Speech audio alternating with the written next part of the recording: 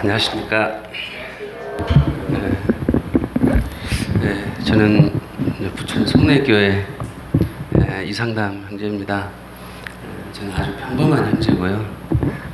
주님을 만난 지는 오래됐어요. 제가 1976년도에 광주 예배당이 1975년도에 생겼는데요. 76년도에 제가 광주 예배당을 처음 고등학교 1학년 때 처음 나가서 무려 3년 동안을 구원을 받았다가 또 반납했다가 받은 것 같기도 하고 안 받은 것 같기도 하고 침례 받으러 갔다가 들어가기 직전에 다시 또 아니 오늘 침례 못 받겠습니다 해서 다시 이렇게 헤매다가 1980년도에 제가 구원의 확신을 하고 간증을 하고 침례를 받았습니다. 80년은 생각난 게 뭔가요? 광주 민주화 항쟁, 지금도 광주 사퇴라 가신 분들이 있어요. 광주 민주화 항쟁 때 제가 우등산에서 침례를 받았습니다. 제가 시골에서 제 고향이 담양입니다. 전라도 담양인데 담양에서 장로교회를 열심히 다녔습니다. 그때 제가 목사님한테 구원에 관한 얘기를 들은 적이 있어요. 지금도 그 목사님한테 제가 구원에 관한 말씀을 들은 적이 있었는데 구원의 확신이라든가 이런 것에 대해서는 한 번도 저한테 알려주지를 않았습니다. 그러다가 광주에 가니까 이제 다니던 형이 저를 교회로 데리고 갔는데 정말 허름하고 그때 당시 광주 초창기 이원재 형제님이 그때 조선대학교 4학년이셨습니다. 여기 몇 명이 이렇게 둘러 앉아 있는데요. 시골 교회만 또 못하고 정말 초라한 그런 교회였어요. 그런데 이분들이 저를 붙들고 얼마나 처음부터 구원에 대해서 저를 그냥 아주 들볶고 그 구원의 확신에 대해서 이제 하나 생겼잖아요. 구도자가 온 관심을 저한테 하고 했던지 처음에는 참 힘들었어요. 그런데 제가 이제 구원의 확신을 하고 모임 생활을 하고 나서 우리 모임이 얼마나 소중한가. 이 세상에 많은 교회가 있습니다.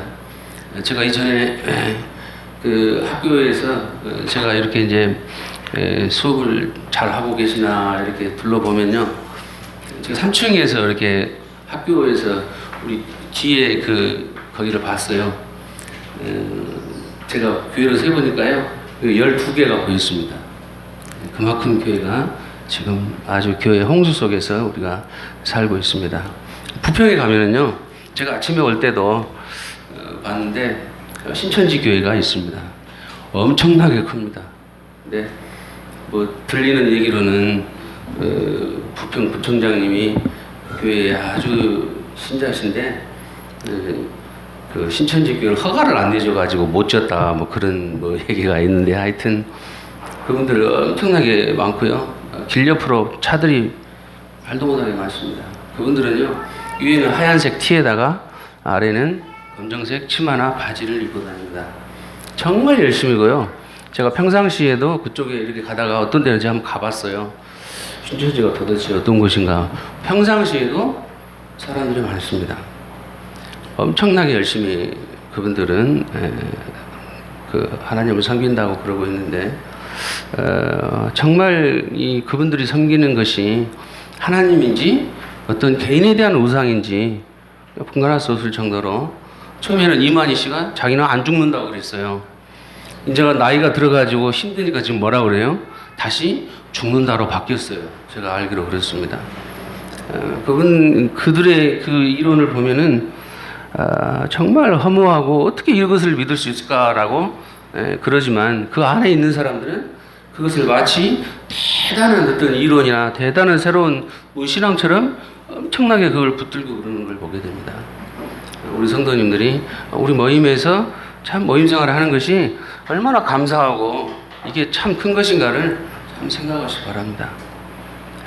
저는 우리 모임에서 구원에 관해서 정말 우리 모임이 때로는 좀, 이게 말이야, 좀, 제 친구처럼, 제 친구 말처럼 뭐 신학원에 가서 신학대학원에 가서 공부도 많이 하고 박사학위도 받고 막 성경도 막 엄청나게 체계적으로 알고 그랬으면 좋겠는데 우리 모임은 그런 것도 없는 것 같고 뭐 예배 똑같이 드리고 그렇지 않습니다. 이것이 구원에 관해서 끝까지 확신을 주고 또 이 주님을 섬기는 정말 이 진리대로 섬기는 이것이 얼마나 소중한지를 정말 저는 아주 깨달았습니다. 제가 교회에서 좀 어려움이 있을 때 제가 이렇게 평범하게 모임 생활을 하는 것이 얼마나 소중한 것인가를 정말 제가 깨달았습니다.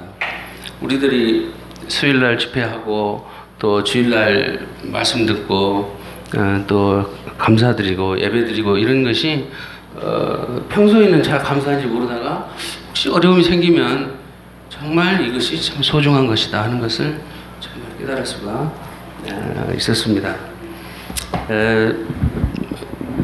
저는 지금 이제 부천 송내교회에서 이제 송내교회 5년째 됐습니다. 5년째 됐는데 송내교회에서 주님을 섬기고 있고요. 제 직업은 인천에 가면은 계양구 혹시 아세요? 계양구의 효성동에 효성중학교라고 있습니다.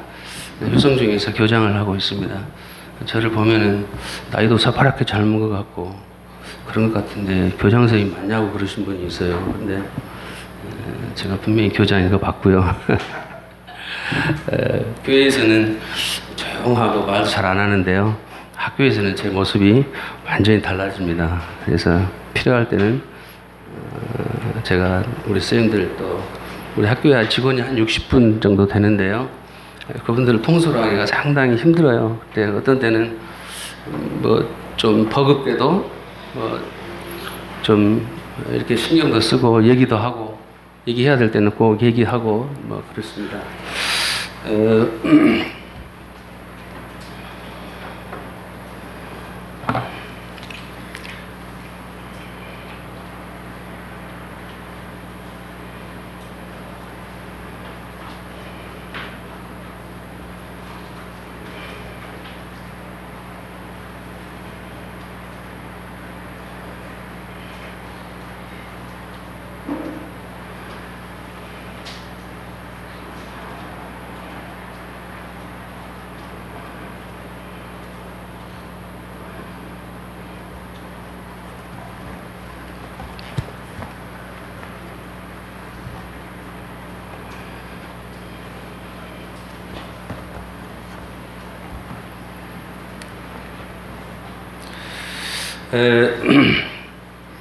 초대교회 이제 사도행전이나 이제 고린도 전후서나 이렇게 보면 이 초대교회의 모습을 우리가 잘 볼 수가 있습니다.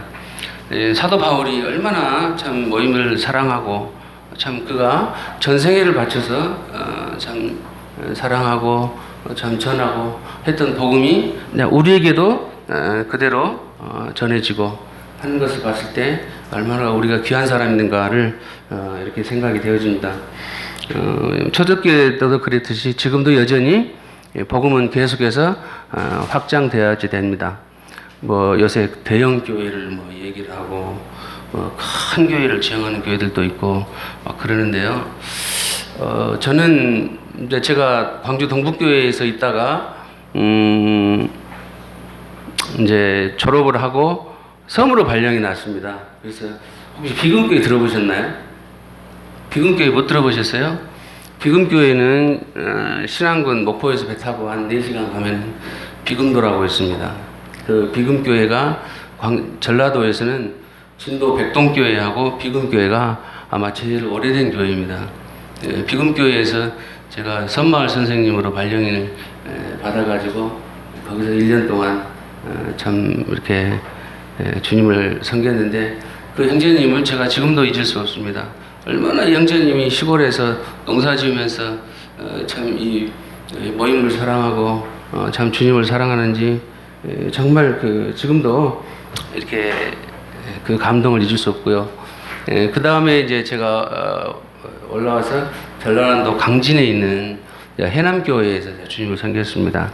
해남교회는 형제 그 가족이 4가족이었습니다. 그리고 이제 모친님 또 부처님 몇 분 계시고 그래서 거기서도 이 모처님들이 얼마나 저희들을 참 사랑해 주시고 그러시던지 정말 그 감사하고 지금도 잊지 못하고 그렇게 있다가 이제 나주로 와가지고 나주에서 또 한 3년 동안 이렇게 주님을 섬기고 이제 광주에 갔다가 광주에서 또 주님 섬기고 인천으로 올라와서 저는 주로 작은 교회에서 이제 주님을 많이 섬겼습니다.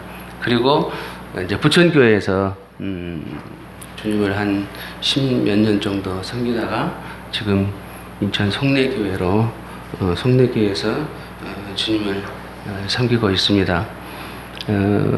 제가 오랫동안 40몇 년 동안 주님을 섬기면서 정말 이 교회가 정말 주님의 몸이고 우리 성도님들이 참 교제될 것이고 사도 바울이 그렇게 사랑하면서 우리에게 전해주고자 했던 그런 교회가 얼마나 소중한가를 다시 한번 생각해보고 저는 오늘 주인의식을 갖자는 주제로 이렇게 말씀을 드리고 싶습니다. 우리 성도님들 의왕교회 주인이 누굽니까? 당연히 주님이시죠. 거기에 대해서 이론이 없죠. 정광훈 형제님은 제가 광주에서 제가 청년 때 고등학생으로 왔어요. 대학생이었어요? 교복을 모습 본 것 같은데 아닌가요? 아닌가요?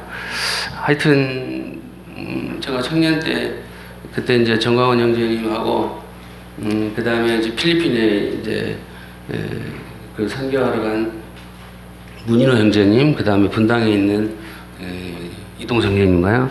동성 형제님. 서희가 이렇게 친구들이 왔는데 처음부터 이렇게 싹이 다르더라고요. 그래가지고 어찌나 이게 참 굉장히 질문도 많이 하고 뭐 말씀 아주 그만 좀 끝냈으면 좋겠는데 또 질문하고 막 그래가지고 좀 짜증난 적도 있었는데 굉장히 하여튼 열심히 그렇게 하는 그런 모습을 봤어요. 그리고 정광 형제님 어머니 아버지가 이제 저희 광주 남북교회에서 같이 주님 섬겼는데 어머니가 아주 성격이 활달하시고요, 아주 화통하시고 아주 그 젊은 사람들하고도 잘 어울리는 그런 분이셨어요.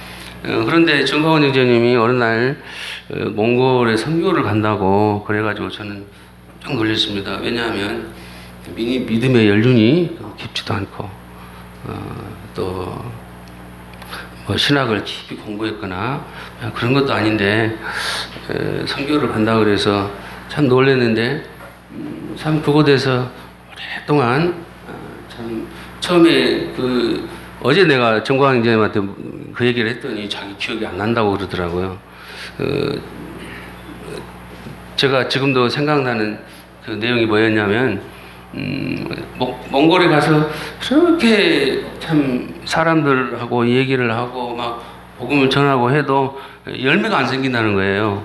그러면은 우리나라에서는 이제 파송한 데서는 뭐야 그 형제는 선교사라 파송해 보니까 열매가 지금까지도 없어? 언제 생기는 거야? 하고 이제 의문도 생기고 또 형제님이 또 제가 복음 전해가지고 몽골에 이 부도자들이 몇 명이 구원받고 이렇게 얼마나 참 어깨뽕을 세우고 자랑하고 그래서 교회에서도 야 우리가 열심히 일했구나 이런 생각을 들 텐데 그거 안 되니까 참 낙심도 되고 심지어는 좀 적당히 구원받으면은 그렇게 그냥 자랑하고 싶더래요. 그러나 그것을 이겨내고 굉장히 꾸준히 이렇게 하셔서 몽골에서 이제 교회도 개척하시고 또 타지키스탄에서 또 이렇게 사역을 하시고 하는 것을 봤을 때 정광 형제님은 저보다 나이가 더 어립니다. 겉으로 보기는 저보다 더 나이가 더 많아 보인가요? 저보다 한참 후배입니다. 근데 참 제가 같은 동양이고 제가 젊었을 때 아는 사람이어서가 아니라 형제님의 삶을 봤을 때 제가 존경스럽고 참 형제님을 참 사랑하는 그런 마음이 있습니다. 야 정말 자기의 생을 형제님이 독특하게도 연극영화과를 다니셨어요. 유진 씨하고 같이 공부를 했다고 저한테 자랑을 하더라고요. 유진 씨 참 이쁘잖아요, 그렇죠? 그런데 그런 것을 다 버리고 그 오지에서 정말 다 그 모든 것을 접고 주님을 전하는 그런 것을 봤을 때 보통 사람이 참 그렇게 하기가 어려운 거죠. 그렇잖아요. 이제 정건재님은 이제 새로운 삶을 주님 안에서 삶을 시작했다고 이렇게 생각이 되어지고, 우리 우한교회 성도님들도 이제 이곳에서 이제 새로운 그런 믿음 생활을 또 모임 생활을 시작을 했습니다. 그래서 이제 모임 생활을 이렇게 모임이 개척이 되고 좀 모이다 보면은요 어려운 점들이 생깁니다. 우리 성내교회도 마찬가지입니다. 처음에 저희들이 참 어려운 가운데 참 이제 제 성내교회가 생기고 처음에는 막 너무너무 좋았어요. 왜냐하면 저희들은요 가정에서 1년 반을 모였거든요. 그러니까 주민들이 막 민원을 둬요. 왜 이 아파트에서 왜 종교 행위를 하냐? 찬송을 부르는데 시끄럽다. 그리고 막 그 관리실에서 전화가 오고 그 이제 접시 같은 거를 이렇게 거기다가 담아가지고 집집마다 돌아다니면서 이제 저희들이 예배를 드리고, 처음에는 어려웠을 때 길바닥에서 저희들이 막 교제를 했습니다. 그리고 식당에서 저희들이 이제 밥을 먹고 교제를 하면요 10시가 넘으면요 주인이 와서 가라 그래요. 우리 이제 문 닫고 가야 되는데 왜 이제 그만 가라고 이렇게 하면 저희들 쫓겨나가지고 이제 또 이렇게 하고, 그런 어려움이 있다가 모임이 이제 홀이 생기니까 너무 좋아가지고 막 처음에 막 그랬어요. 근데 몇 년 지나다 보니까 이제 성도님들이 아이 우리 모임은 말이야 형제인데 말씀도 그렇고 특별한 것도 없는 것 같고, 이제 물론 처음에 그 숫자가 잘 안 불어요. 그러다 보니까 뭐 어떤 교회처럼 막 부흥이 막 눈부시게 막 이런 보이는 것도 없는 것 같고, 그러다 보니까 성도들 간에 이제 조금 그 섭섭한 마음도 생기고 어려운 마음도 생기고 그런 것을 봤습니다. 그러나 제가 볼 때 우리 의왕교회의 주인은 주님이시고, 그 다음에 우리 성도님 어린 우리 그 자녀들부터 나이 드신 우리 부친님까지 모두의 교회다. 그래서 이 교회는 나의 교회다. 내가 여기를 정말 사랑하고 이 교회를 내가 끝까지 내가 참 돌보고 그렇게 해야 되겠다 하는 의식을 우리 성도님들이 참 가졌으면 좋겠습니다. 제가 국화를 되게 좋아합니다. 우리 학교에 가면요 국화 화분이 한 450개를 하고 있습니다. 우리 행정실 직원들이 싫어합니다. 이 말이야. 뭔 국화를 키운다고 나를 이렇게 성가시게 한다고.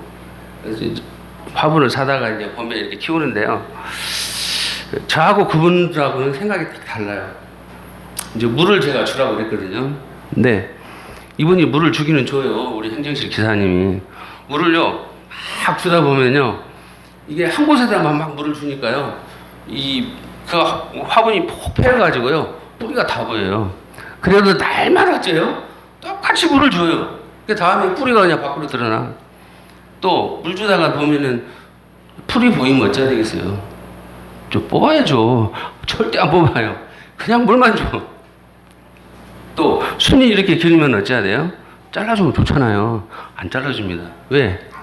나는 내가 국화를 내가 심었고 내가 좋아하고 하니까 내 것이라고 생각이 들어서 열심히 그 풀도 보이고 뿌리가 나오면 덮어주고 하는데, 이분은 어째요? 교장 선생님이 시키니까. 그럴 거 아니에요. 시키니까 하는 거예요. 너무 다르죠. 저는 가끔 돌다가 이제 풀도 뽑아주고, 올해는 또 재밌는 일이 있었는데요. 국화를 심었는데 국화가 막 잎사귀가 말라요. 왜 그런가 했더니요. 아침에 이제 우리 그 숙직 기사님이 있어요. 토요일날 일요일날은 물 줄 사람이 없어서 숙직 기사님한테 제가 토요일날하고 일요일날 아침에 물 좀 주세요 그랬어요. 그랬더니요 이분이 매일 물을 주시는 거예요. 그래가지고 월화수목금토일 매일 아침에 아침마다 물을 줍니다. 그러니까 우리 또 기사님이 10시 되면 또 물을 줍니다. 왜냐하면 이분도 습관대로 물을 주는 거예요. 청소 시간이 되니까요 아이들이 또 물을 줍니다. 왜냐하면 이제 자기들도 뭐 국화 가꾸기 뭐 한대요. 그래가지고 하루에 물을 3번씩 주니 국화가 이게 수생식물도 아니고 이게 말라져가지고, 그래서 제가 깜짝 놀랐어요. 앞으로 물 주지 마라 그랬습니다. 그래서 야 이게 참 단순한 일이지만 주인의식을 갖는 것 같고 그 다음에 아니면 그냥 이렇게 피상적으로 일하는 것은 너무나 다르다 하는 것을 제가 봤습니다. 열왕기상 3장 16절부터 28절까지 보겠습니다.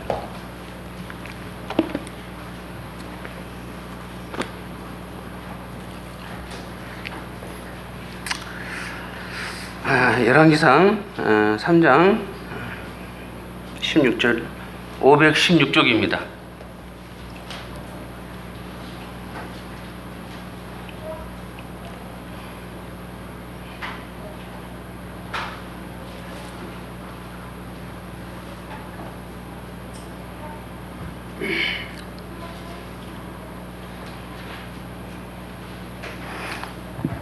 형제님 저기 언제까지 하면 되나요? 40분까지 하면 되나요? 그래요. 여기에 보면은요, 솔로몬의 재판이 나오죠. 유명한 말씀입니다. 여기에 보니까 제가 시간이 많지 않아서 그냥 간략하게 말씀을 드리겠습니다. 40분이 끝나야 되죠? 네. 두 창기가 있었는데 말하자면 이제 몸파는 여자들입니다. 이 두 창기가 하나는 애를 낳았고 하나는 애를 낳지 못했습니다. 그런데 애를 낳자 며칠이 돼서 이 애를 낳지 못하던 여자가 이제 몸파는 여자라 뭐 좁은 데서 잤겠죠. 두 여자 다 아기가 있었죠. 두 여자 다 아기가 있었는데 한 여자가 자기 애를 자다가 자기도 모르게 이렇게 이제 뭐 돌아 눕다가 애를 깔아서 이렇게 죽었습니다. 그런데 이 여자가 이제 딴 마음이 생겨가지고 아침에 일찍 일어나서 죽은 아이를 자기한테 갖다 놓고 산 아이를 자기한테 갖다 놓고 죽은 아이를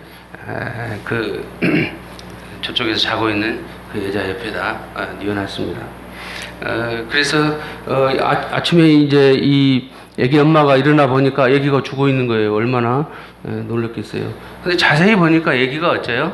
이제 낳은 지 며칠 안 돼서 금방 구분 안 되지만 자세히 보니까 애기가 자기 애기가 아닌 거예요. 그래서 솔로몬한테 와서 재판을 이렇게 의뢰한 겁니다.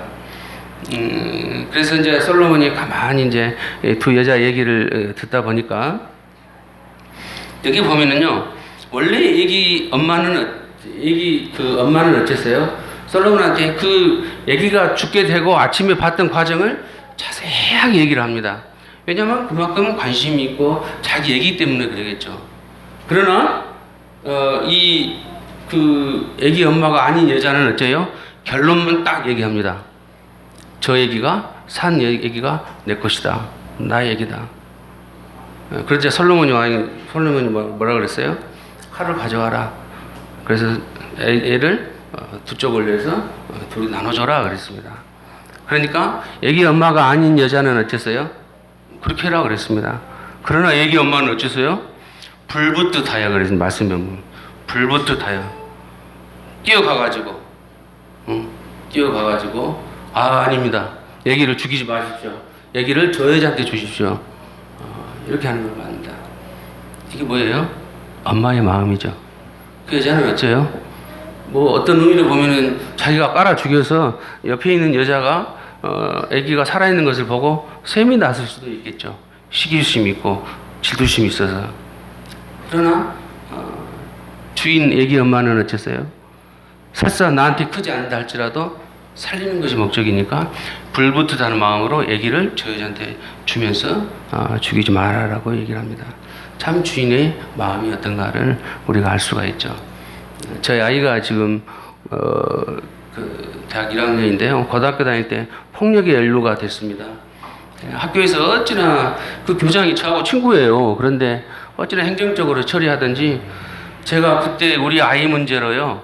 저녁을 먹을 수가 없었습니다. 저녁에요. 거의 한 장을 자지 못했습니다. 왜냐하면 둘 다 처벌하겠다는 거예요. 둘 다 처벌하겠다. 처벌하면 어떻게 해서 대학 가기 어렵잖아요. 막 내 머릿속에 우리 아이의 인생이 막 어디까지 가면서 이거 큰일 났다. 다음날 학교 쫓아가가지고 교감에서 행정실장 오라 그래 아니 학생부장 오라 그래가지고 이거 우리 아이 상대방 애를 처벌 안 해도 좋으니까 폭력 자체하지 마라. 그러니까 교감이 아니다. 이거 한번 신고가 됐으니까 해야 한다는 거예요. 제가 막 소리를 질렀습니다. 그러면서 우리 학교도 아닌데 그 매뉴얼을 가져와라. 매뉴얼을 가져와라. 그 매뉴얼을 펴 보이면서 여기 봐라. 안 해도 된다고 되지 않냐. 그런데 왜 그걸 굳이 한다고 그러냐. 새끼를 잃은 어미곰이라는 말씀 있잖아요. 얘기가 있잖아요. 어미곰이 새끼를 잃으면 얼마나 아주 그 제어를 할 수가 없겠죠. 말씀을 찾아보진 않겠습니다. 시간이 없어서. 누가복음 15장 11절에서 32절에 보면요. 돌아온 탕자에 대해서 얘기를 나옵니다. 이 말씀은 복음을 전할 때 많이 사용되잖아요. 왜냐하면 큰아들은 집에서 착실하니 계속해서 아버지를 도와서 일을 했는데 둘째 아들은 어쨌어요? 아버지한테 나의 분깃을 싹 주십시오 해가지고 번호를 받고 먼 나라에 가서 다 그놈을 이제 탕진하고 이제 그가 그 먼 나라의 사람이 이제 그 돼지를 치도록 했는데 그가 돼지 쥐염 열매를 먹으려고 해도 그 쥐염 열매가 없어서 못 먹었다 그런 말씀이잖아요. 그래서 이제 이 탕자가 어쨌어요? 아, 우리 집에는 양식이 풍부한 품꾼이 얼마나 많으냐. 내가 여기서 줄여 죽는 듯 하면서 이제 자신을 돌아보고 집으로 돌아가죠. 집으로 돌아갔을 때 아버지가 어쨌어요? 너 이놈 새끼 어디 나가가지고 돈 다 탕진하고 이제 와서 그렇게 하지 않고 어쨌어요? 환영을 하고 입을 맞추고 껴안아주면서 내 돌아온 탕자에 대해서 환영을 한 것을 보게 됩니다. 그리고 종들한테 시켜서 가장 살진 소를 잡아가지고 잔치를 열어줍니다. 이때 큰아들이 들에서 일을 하고 오다가 자기 집에 보니까 풍류 소리가 나고 사람들이 잔치를 하고 그래요. 그래서 그것을 보고 이게 무슨 소리냐 그러니까 이제 하인들이 아버지가 돌아온 둘째 아들을 환영하는 그런 아버지의 그거다고 이렇게 얘기를 하죠. 복음 전할 때 이렇게 이제 이 말씀을 많이 이용해서 하는데요. 저는 이제 여기에도 생각을 해봤습니다. 19절에 보면은 31절에 보세요. 31절에 보면 큰아들이 이제 집에 올라다가 그걸 보고 어쨌어요? 집에 안 들어갔어요. 집에 안 들어가고 꼭 뭐하고 똑같아요. 요새 애들 삐진 거하고 똑같죠. 애들이 삐지면 그래. 나 집 나갈 거야. 또 밖에 나갔다 뭐야. 나 집에 안 들어갈 거야. 그러잖아요. 큰아들이 나 집에 안 들어갈 거야 하고 있는데 아버지가 나왔죠. 인자한 모습으로 큰아들을 보면서 뭐라 그랬어요? 내 것이 다 네 것이다. 너희 아들은 둘째 아들은 이 돌아온 것만으로 참 얼마나 큰 것이냐. 돌아왔지만 내가 가진 모든 것은 다 누구 거라고요? 네 것이라는 거예요. 네가 말하자면 뭐예요? 주인이라는 거죠. 그래서 큰아들이 이제 그 말을 듣고 아마 마음이 흘렸겠죠.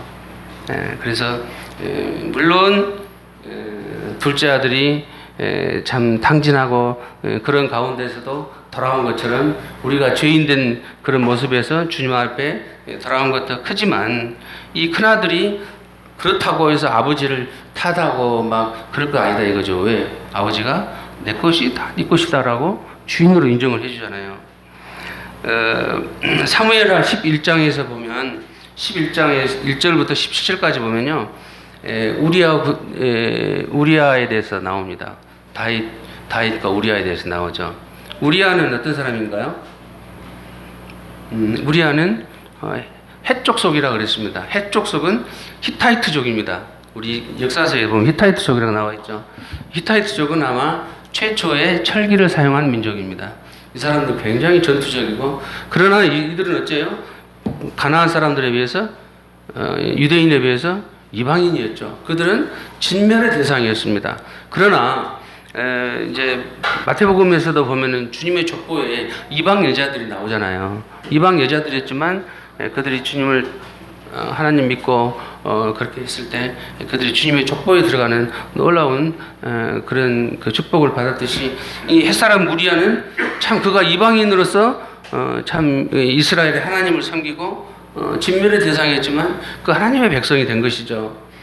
그런데 이제 다윗이 나이가 들어가니까 전쟁에 나가기 싫어요.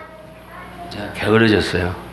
그러다가 아침에 해질 무렵에 잠자리 일어나서 옥상에서 이렇게 보니까 밧세바가 어쨌어요?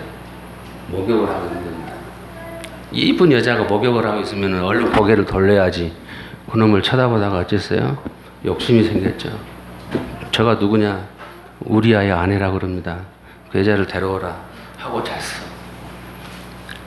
근데 공교롭게도 이 우리아 아내가 애가 생겼죠. 이거 왕이 큰일 났어요. 그래서 전쟁터에 있는 우리아를 불러다가 같이 잠재우려고. 요새 같으면 안 되죠. 왜냐하면 요새는 DNA 검사도 있고 해가지고 안 되겠지만 그때만 해도 같이 재우면은 이거 우리아가 내 아들이라고 생각하고 다윗은 생각도 안 했겠죠. 이런 못된 생각을 한 거예요. 우리가 다윗 생각하면 얼마나 참 이분이 성경에서 큰 거목이고 큰 일을 했지만 참 이런 행동을 했습니다.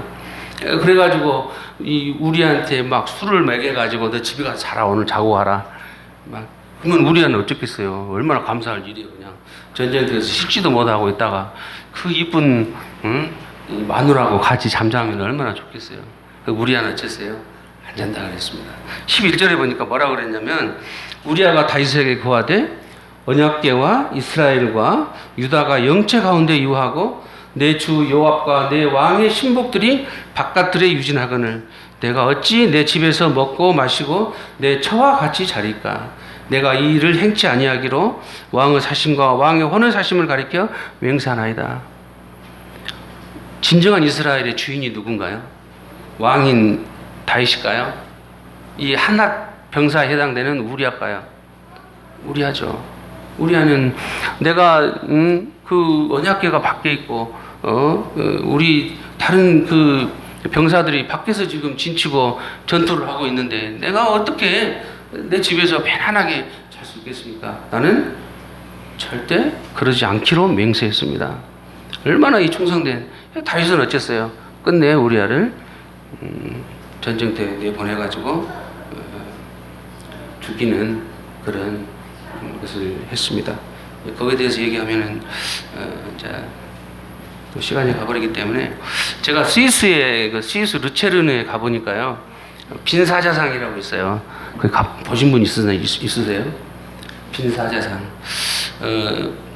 이렇게 높은 이렇게 절벽인데요. 거기에 그 사자가 이렇게 심장에 화살을 맞고 고통스럽게 죽어가는 모습의 사자상이었습니다.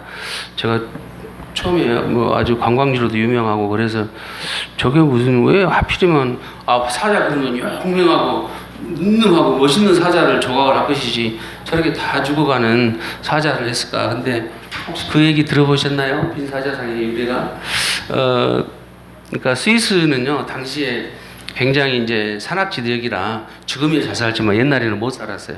그래서 주로 이제 프랑스나 독일이나 이런 왕가에 가서 용병을 했습니다.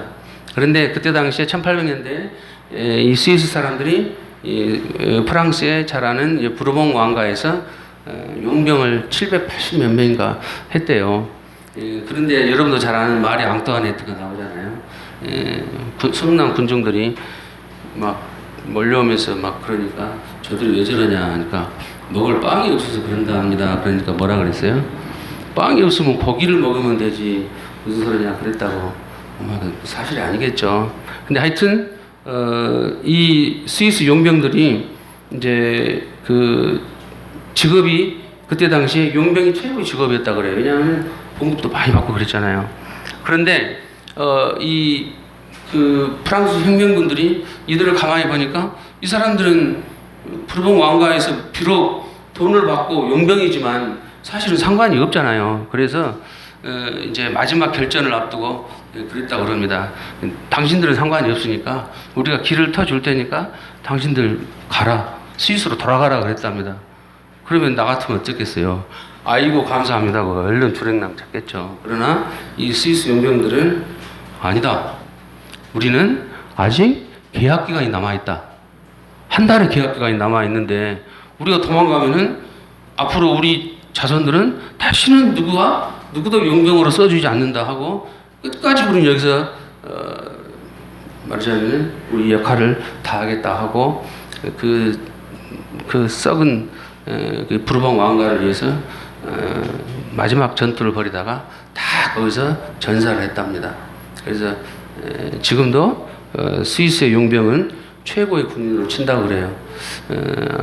그래서 그들은 정말 그들의 목숨이 참 위태롭고 했지만 자기 자손들이 참 먹고 살 것을 생각하고 그래서 끝까지 참 자기들이 다 하는 것을 봤을 때 얼마나 우리가 참 배울 점 있는가 하는 것을 생각해 봤습니다.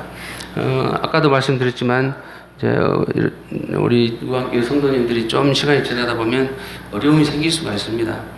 그 어려움은요 밖에서 어려움이 아닙니다. 안에서 어려움이 생깁니다. 자존질환입니다. 그래서 우리 성도님들이 그런 것들을 잘 극복하시고 히브리서 10장에 보시면요 서로 돌아보아 사랑과 선행을 격려하며 이런 말씀이 있습니다. 모이기를 피하는 어떤 사람들의 습관과 같이 하지 말고 오직 권하여 그날이 가까움을 볼수록 더욱 그리하자. 서로 돌아보아 사랑과 선행을 격려하며 모이기를 피하는 어떤 사람의 습관과 같이 하지 마라. 그래서 우리 성도님들이 참 모이는 것은 참 소중합니다. 제가 우리 성례교회 수요 집회를 시작했을 때요, 제가 수요일날 교회 가면요 아무도 안 옵니다. 저 혼자 갔어요. 그러면은 제가 속으로 생각할 때, 아니 내가 뭐 막말로 장로도 아니고 나도 사실 가기 싫잖아요. 혼자 1주, 2주, 3주 반복되니까요. 은근히 그런 생각이 들어요. 그런데 서울 북부교회 다니는 동생이 그래도 오빠가 끊임없이 끝까지 나가라. 제가 끝까지 수요 집회를 나갔을 때 지금은 수요 집회를 잘 하고 있습니다. 네, 물론 뭐 그 후로 또 수요일날 할 수 있겠죠. 그러나 내가 빠지면 안 된다 이런 생각을 가질 때 참 우리 우한교회가 계속해서 활발하게 보이지 않나. 에베소서 4장 2절 3절에 보면요 모든 겸손과 온유를 하고 오래 참음과 사랑 가운데 서로 용납하라. 평안을 맺는 줄로 성령을 하나 된 것을 힘써 지키라 그랬습니다. 저는 우리 기도 집회 때마다 성령을 하나 된 것을 힘써 지키게 해달라고 기도합니다. 우한교회 성도님들이 모이시다 보면은 어떤 형제, 심지어는 정광환 형제님에 대해서도 판단하는 마음이 생기고 형제 자매님들에 대해서 판단하는 마음이 생기고 저 형제님 그런 것 같지 않았는데 실망스러운 일이 생각할 수 있습니다. 제가 저를 미워하는 어떤 형제님한테 그 얘기했습니다. 형제님, 나도 형제님하고 똑같은 형제입니다. 내가 나이가 60이고 믿음 생활을 오래 했지만 저는 아주 연약한 자입니다. 나를 이해해 주시고 용납해 주십시오라고 얘기를 했습니다. 어떤 면은 주님 외에는 다 똑같은 형제들입니다. 우리 정관 형제님이나 주미수 차장님이 비록 몽골에서 오랫동안 단련이 됐다 할지라도 때로 육신의 모습이 보일 수 있습니다. 그때 생각하시기 바랍니다. 형제 자매님들도 주님의 자녀이시고 사람이다. 완벽한 인간이 아니다. 그렇게 생각하시고 성령으로 모이는 것을 성령을 하나 된 것을 힘써 지키라는 말씀을 붙드시고 내가 좀 내 마음에 안 들고 좀 부족하더라도 이해를 하시고 서로 용납하시면 좋겠습니다. 에베소서 4장 32절에 보면은 서로 인자하게 하며 불쌍히 여기며 서로 용서하기를 하나님이 그리스도 안에서 너희를 용서하신 것 같이 하라. 나는 절대 안 돼. 저 형제 절대 용서 못 해. 저 자매님 절대 내 이해할 수 없어. 그런 사람이 있겠어요? 없어요. 자기 자신을 보면은 그런 말 할 수 있겠어요? 없습니다. 그렇게 생각하지 마시고 좀 멀리서 자기 자신을 보면요 똑같습니다. 그래서 서로 용납하고 그리스도 안에서 하나님이 너희를 용서하신 것 같이 하라는 말씀을 기억해 주시기 바랍니다. 시간이 없어서 빨리 끝내겠습니다. 제가 우리 형제 모임에서도 이제 보면은요, 자기 주장을 강하게 하는 것은 좋지 않습니다. 어떤 형제는요, 계속 자기 얘기만 해. 자기 주장을 끝까지 관철시키려고 해요. 그럼 회의가 안 돼버려. 그러면 안 되겠죠. 때로는 자기 의견에 반대되는 의견이 있다 할지라도 더 받아들이고 했으면 좋겠습니다. 역지사지라는 말이 있습니다. 입장을 바꾸어서 생각해 보면 생각이 달라질 수 있습니다. 죄송합니다. 시간이 지났는데 한 가지만 제가 말씀을 드리겠습니다. 제가 우리 성도님들한테 한 가지만 약속을 했습니다. 물론 이제 뭐 저도 제 차례가 되면 강단에서 말씀도 보고 교회 일도 하고 그렇습니다만, 제가 작은 약속을 하나 했는데요. 내가 우리 교회에서 집회 때마다 내가 맨 마지막에 가겠다는 약속을 했습니다. 우리 교회의 집회 끝나고 맨 마지막에 내가 열쇠를 잠그고 가겠다. 지금까지 그 약속을 특별한 일이 없으면 지키고 있습니다. 왜냐하면요, 주일날에도 오후에 교제하다가 어떤 형제님 좀 빨리 가잖아요. 속으로 불편합니다. 저 형제가 왜 저래? 무슨 일이 있나? 모임에도 불만 있나? 해가지고요, 막 생각이 가다 보면요, 이게 막 소설을 쓰다가 다음에는 추리소설까지 써가지고요, 그 형제가 이상하게 보여요. 그래서 제가 빨리 가면 이상담 형제님 요새 무슨 일 있나? 뒤에 불만 있나? 이런 생각이 들 수도 있잖아요. 그래서 제가 좀 힘들더라도 교회 맨 마지막에 제가 나왔습니다. 그리고 뭐 우리 모임에 이제 우리 성내교회도 후배들이 많지만 청소를 제가 꼭 합니다. 그래서 주일마다 오후에는 깨끗이 전부 다 쓸고 닦고 부엌까지 깨끗이 청소를 합니다. 어떤 자매님들이 있죠. 제가 안 하고 있으면요, 형제님 왜 청소 안 하세요? 그렇습니다. 자기가 좀 하면은 좋은데, 그러나 제가 기꺼이 그 일을 하고 있습니다. 집에서 혹시 그 일이 어려울까봐 집 청소를 제가 먼저 깨끗이 해놓고 옵니다. 왜냐, 혹시 그냥 오면은 집 청소 생각나가지고 내가 힘을 비축해야 되니까 교회 청소를 안 할까봐 집 청소를 미리 꼭 하고, 그 다음에 교회 와서 깨끗이 청소하고, 맨 마지막에 이제 박영지 형제님이나 이런 형제님들하고 같이 교회를 가고 있습니다. 아까도 말씀드렸지만 저는 말씀을 전하는 형제도 아니고 큰 믿음을 가진 형제도 아니지만, 정광 형제님이 의왕의 교회를, 저희 누님은 여기 안양 동북교회인가요? 가까운 데 있죠. 거기 다니고 있습니다. 그래서 제가 안양 동북교회에 방문해서 이제 말씀도 보고 이렇게 했는데요. 이제 제가 의왕에 올 이유가 또 생겼습니다. 그래서 가끔 저를 불러주시면 다음에는 색스폰도 들려주겠습니다. 그래서 제가 계속해서 또 우리 생각나는 대로 의왕교회를 위해서 또 기도를 드리겠습니다. 우리 성도님들 제가 진심으로 정말 사랑합니다.